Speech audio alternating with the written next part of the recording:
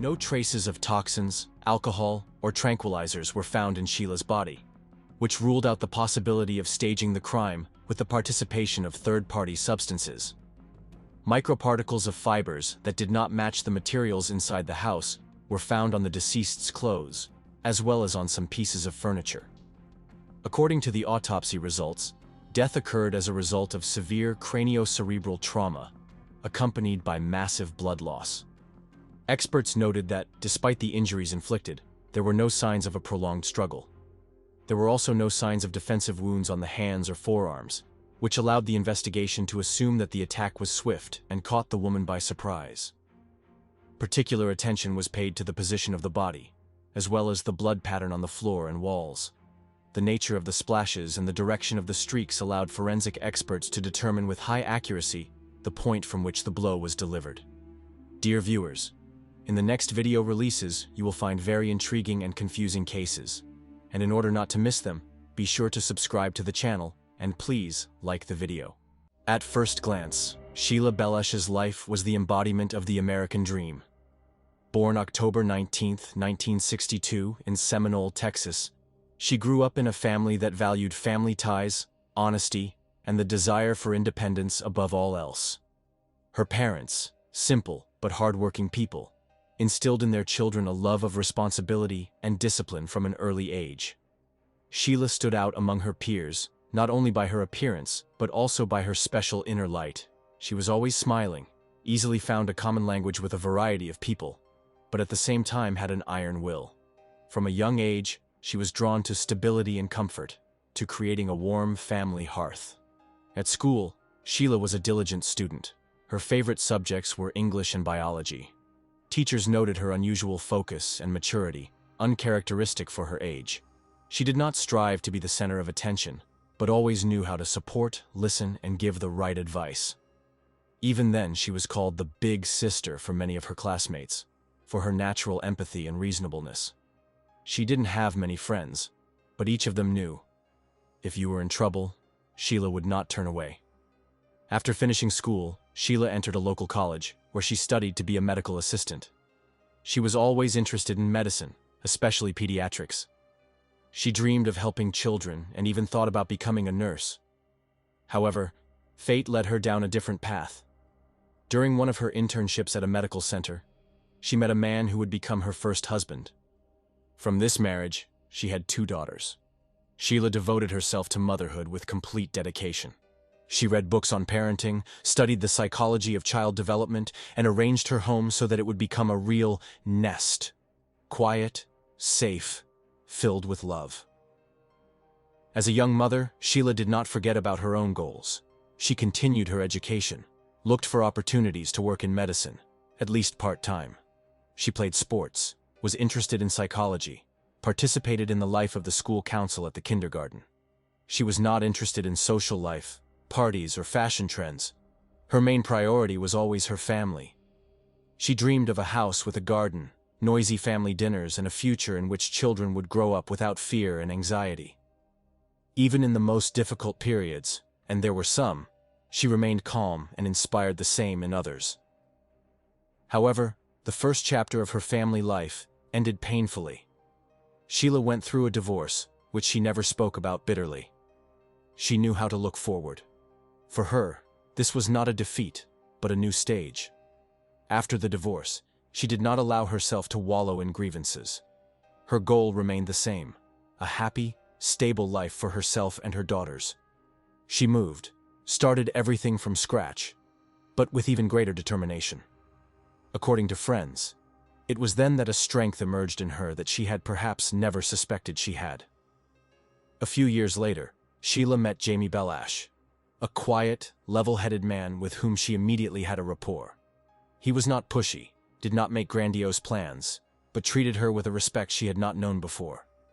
Their relationship developed slowly, without drama, but with deep trust. Jamie became not only her husband, but also a reliable partner who shared her values. They dreamed of a big house, silence and privacy, away from the hustle and bustle. This was not a romantic illusion, but a conscious desire for stability. Their life turned out the way she dreamed. A secluded home, common interests, support for each other. But fate gave them another gift. After several years of marriage, Sheila became pregnant, and this time everything turned out to be unusual. She was expecting quadruplets. Doctors immediately warned the pregnancy would not be easy. Observation, special attention, medical checks would be required.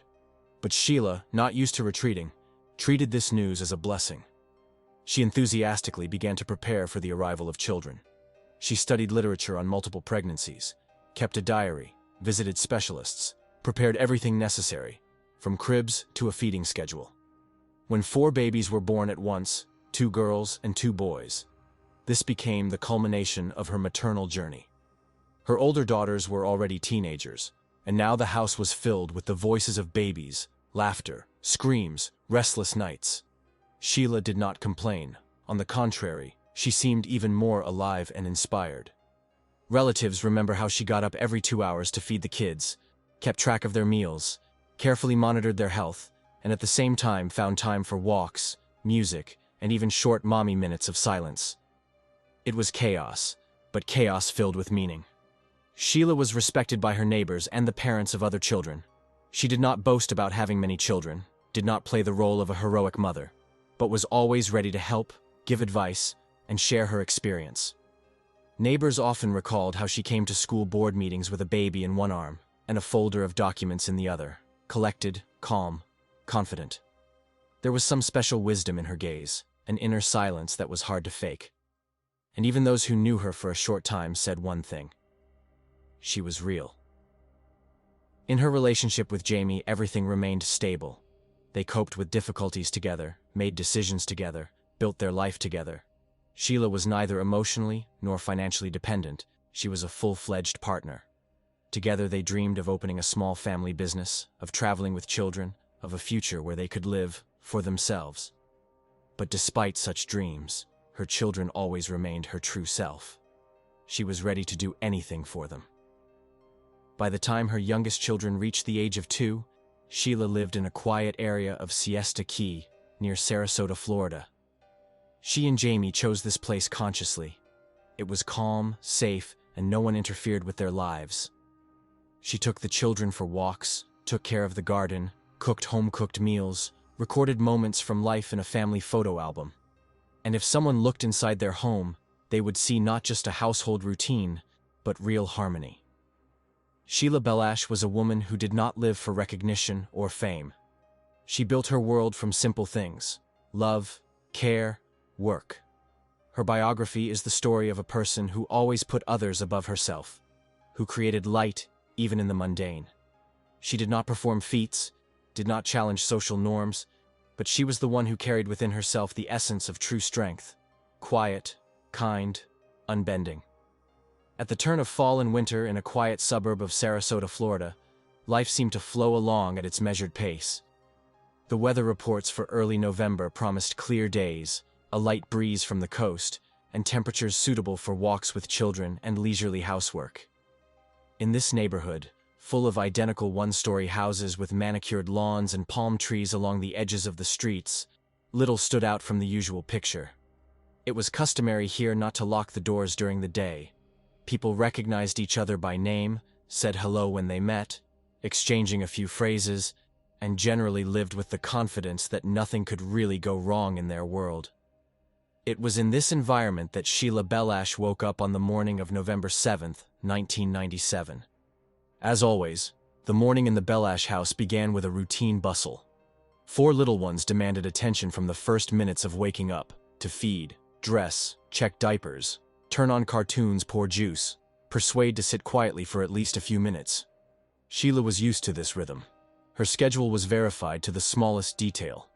She always tried to free up a few minutes to help her eldest daughter get ready for school.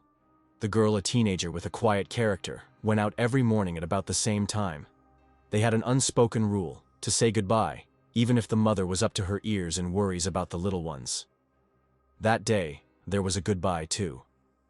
The girl left, the door slammed softly, and Sheila was left alone in the house. Just her and 4 2-year-olds. On the kitchen counter there were already prepared cups, a box of cereal, some fruit. The TV was broadcasting the morning news in the background, but Sheila, out of habit, was more listening to the silence in the hallway. Suddenly someone woke up. Suddenly someone started crying. The house was breathing life. Calm, measured family. Sometimes she managed to put the little ones to bed for a short nap. And then a rare silence reigned in the house. The same one that only parents of small children appreciate. But that day, there was no such silence. Neighbors recalled that they did not notice anything unusual. One of them was walking the dog and saw someone come onto the Belish's porch, but did not pay attention to it. Sheila's house was not guarded. Surveillance cameras were a rarity in the private sector in those years, especially among young families. Everyone relied on good neighborliness and the fact that nothing bad could simply happen in such an environment. But on this day, from the very morning, there seemed to be something invisible, elusive in the air. A feeling of tension that you only realize later, looking back. Sheila did not answer the phone.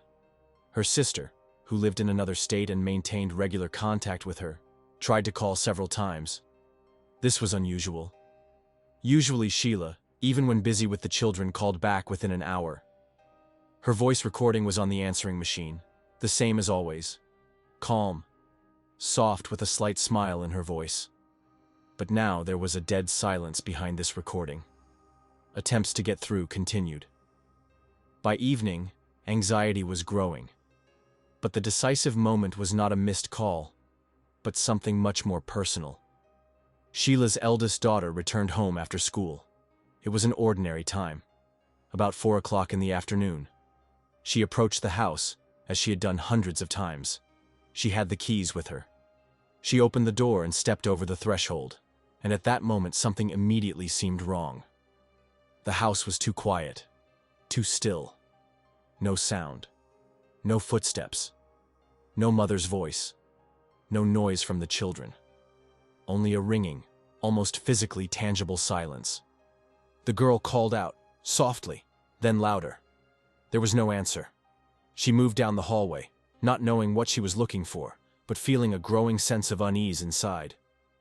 At some point, she noticed footprints, stains. Something was wrong. She peered into one of the rooms and froze. We won't describe what she saw. Those details will remain off camera. But that was the moment when everything changed.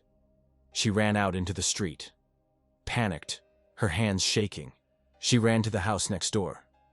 The police were called immediately. The Saratoga County Sheriff's Department received a call about a possible emergency at 3:42 p.m. At first, the call came in as a welfare check, a phrase that often means, come in and make sure everything is okay. Such calls are not uncommon, especially in family neighborhoods where elderly or large families live. But soon, already on the way, the officers received clarification. Signs of violence were found in the house. The patrolman arrived at the scene a few minutes later.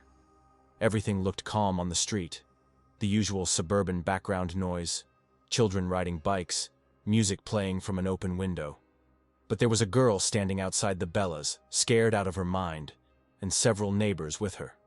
The police entered the house with their guns drawn, not knowing what to expect. They checked room after room. The house was in disarray, but not the chaos that follows a party or an argument.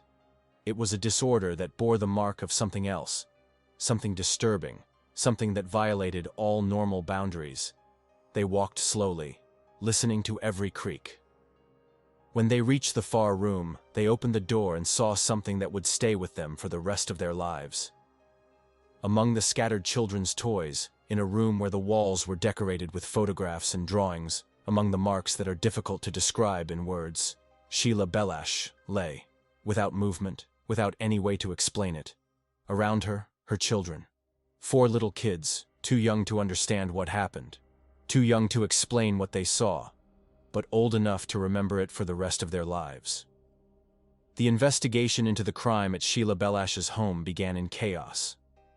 On the evening of November 7, 1997, several police crews, forensics officers, detectives from the Serious Crime Unit, and a representative from the Juvenile Department worked the street, which had once been so quiet.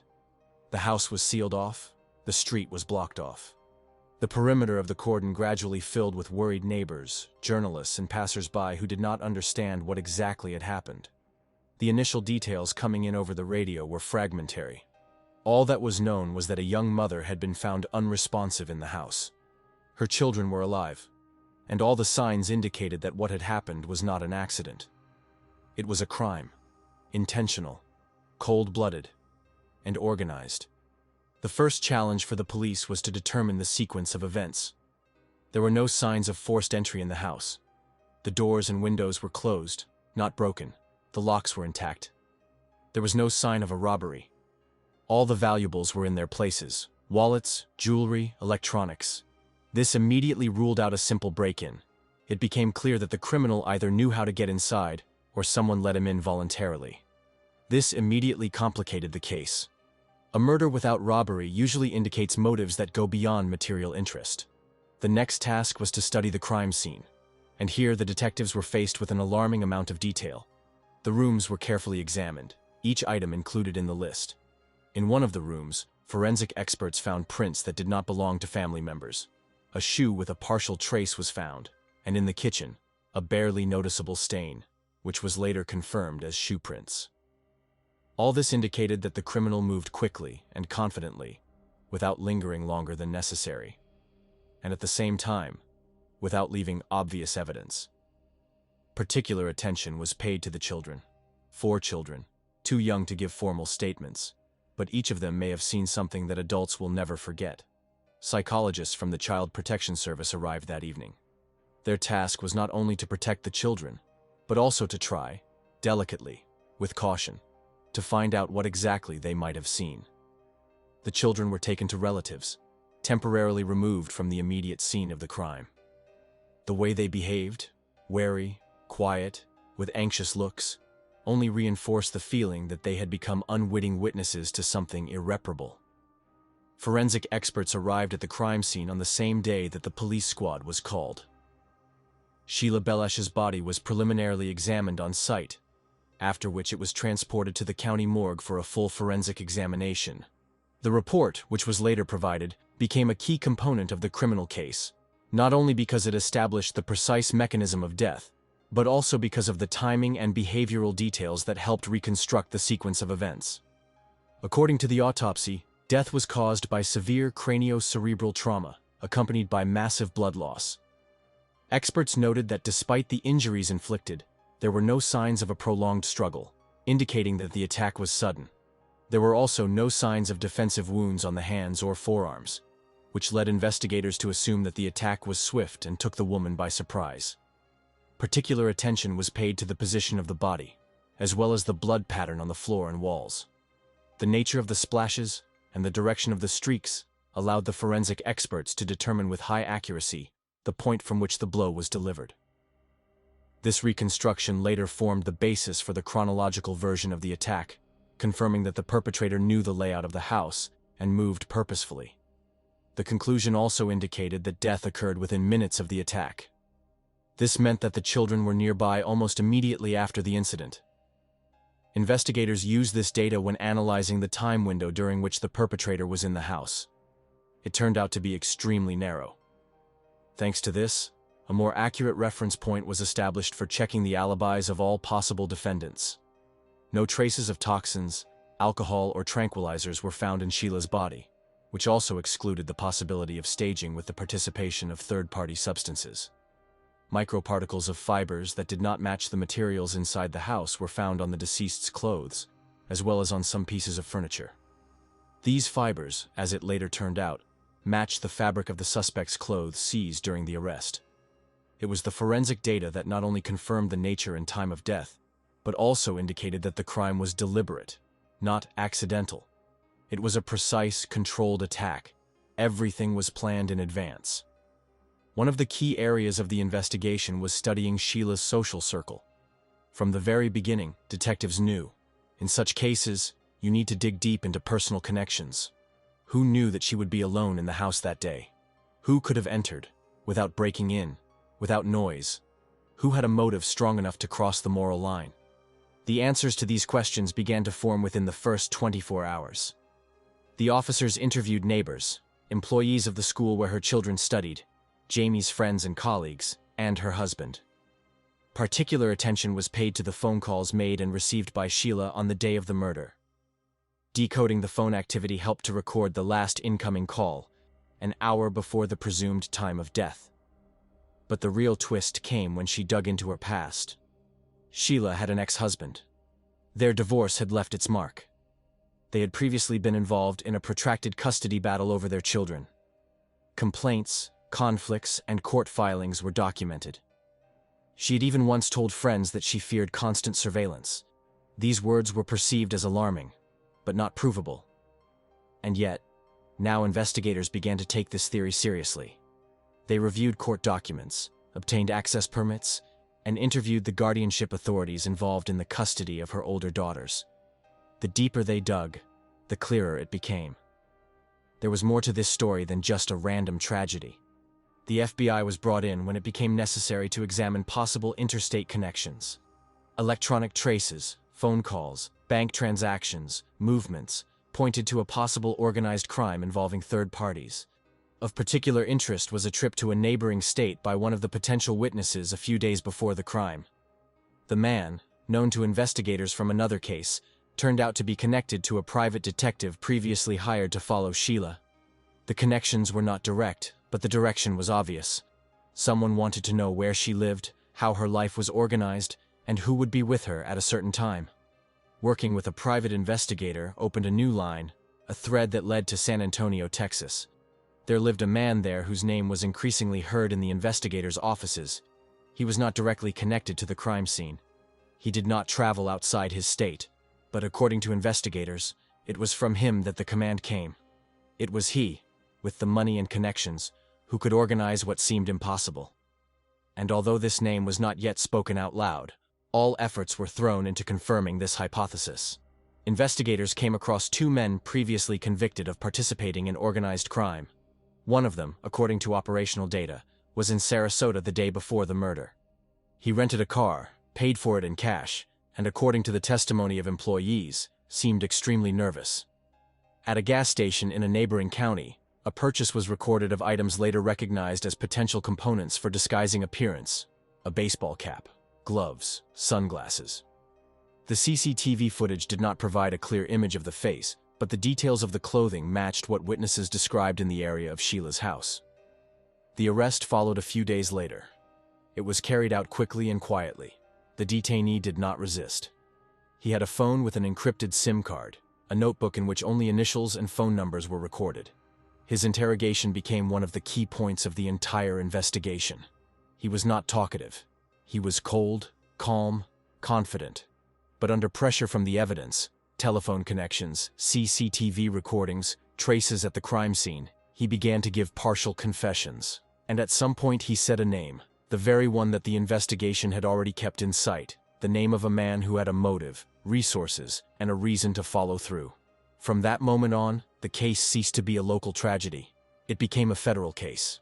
The investigation revealed a complex chain: ordering, transfer of information, selection of the perpetrator, departure to the scene, implementation of the plan. And each new detail revealed a frightening amount of preparation. This was not an impulsive act. This was a carefully planned crime, thought out to the smallest detail, with calculation, cold-bloodedness, and an understanding of how to bypass the system. But, as often happens, the human factor played a role. One of the perpetrators made a mistake. He left a receipt in the car. It had a name on it, which carried the first trace to the organizer. By that time, the investigation had already collected evidence: conversation recordings, payment information, witness statements, participants' movements, and all this for one goal: to find the one who conceived this, who did not come in person, who did not pull the trigger, but who did everything to make this tragedy a reality. Once the indictment was ready, a new stage began, the legal one. The investigation, which lasted for several weeks, ended with the formation of a criminal case in which several people were involved at once. But one person in particular attracted attention, a man whose name was repeated with particular tension throughout all stages of the investigation. It was Alan Blackthorne, Sheila Bellash's ex-husband, a millionaire who lived in a luxurious house in San Antonio, Texas. A man with whom Sheila had a long-standing, painful relationship. A man who, as the investigation assumed, could not come to terms with the fact that he had lost control over his ex-wife, over his children, over his own past. But before he found himself in the dock, months of legal preparation, preliminary hearings, checks and interrogations passed. The case, opened in federal court, immediately received increased attention from the press. Journalists, human rights activists, representatives of the public, everyone followed this process. A crime against a woman, a mother of 6, committed in her own home, and with the alleged order from her ex-husband, all this turned the process into something more than just a criminal investigation. It became a symbol of how far a person can go, driven by control, resentment, and a thirst for power. The first to appear in the dock was the immediate perpetrator, José Luis del Toro Jr. It was he, as the investigation established, who committed the murder. His arrest and extradition from Mexico were the result of interstate cooperation and were accompanied by a lot of legal procedures. Del Toro did not make a deal with the investigation. He remained silent, tried to challenge the evidence, but the amount of evidence was too great. Fingerprints, witness statements, geolocation intersections, fiber remnants, and his own behavior in the period after the crime. All this painted a picture that was impossible to escape. During the first trial, he was found guilty and sentenced to life imprisonment without the possibility of parole. But that was only the first step. The most important question, who ordered the crime, remained open until the second trial. Next came Daniel Rocha, the man the investigation considered the liaison between the customer and the perpetrator. He knew Blackthorne from business, worked with him in the electrical equipment industry, and, according to the prosecution, it was he who received the order to find someone who could solve the problem. The case materials included an audio recording of one of the conversations, in which Rocha allegorically described the upcoming work, indicating that the client was tired of waiting. His defense tried to argue that he did not understand what he was talking about, that it was a drunken conversation or hyperbole. But the jury was inexorable. Guilty. He was sentenced to 35 years in prison. After that, it was Alan Blackthorne's turn. It was the most resonant trial, held in the federal courthouse in San Antonio. The prosecution brought serious charges against him: murder for hire, conspiracy to commit a crime, and engaging in interstate criminal activity. Prosecutors built their strategy on a string of evidence: witness statements, bank transactions, telephone records, and a series of letters and text messages in which Blackthorne expressed dislike for Sheila, calling her a manipulator, a threat, and an obstacle to his life. The trial included testimony from Sheila's friends and former colleagues, child welfare workers, even her older children. But one of the things that struck the jury most was a letter Sheila wrote months before her death, expressing concern for her safety and describing an uneasy sense of being watched. The letter was presented as emotional but documented evidence of an inner fear that would later prove to be justified. Blackthorne was cool in court. He denied everything. His defense was built on the assumption that he had no control over the actions of others and had never asked anyone to kill Sheila. He portrayed himself as a victim of the legal system and personal differences. The defense argued that there was no direct, documented order. But the evidence spoke for itself. One of the most important was a bank transfer Blackthorne made shortly before the crime to an account linked to Rocha. The amount was described as consulting services. But during questioning, one of the company's accountants admitted that he had never heard of such agreements before. The prosecution built the case chronologically and methodically. First, Blackthorne hires a private detective to follow Sheila. Then, through an intermediary, he passes on information about her routine, address, and family situation. Then, finding the perpetrator, coordinating actions, financial support. All stages were confirmed by documents or through the testimony of witnesses. Particularly serious about the case was the fact that the crime was committed in the presence of small children. The court considered this an aggravating circumstance. The prosecutor's speech in the final speech was restrained but powerful. This is not a crime of passion. This is not a tragedy caused by a mistake. This is calculation. This is control. This is a desire to eliminate a person who no longer obeyed. The jury deliberated for more than 8 hours. Finally, they returned to the courtroom. The verdict was unanimous. guilty on all counts. The judge, reading out the sentence, emphasized, "You didn't pull the trigger, but you engineered it to happen, and you must be held accountable." Alan Blackthorne was sentenced to 2 life terms without parole. He died in prison in 2014.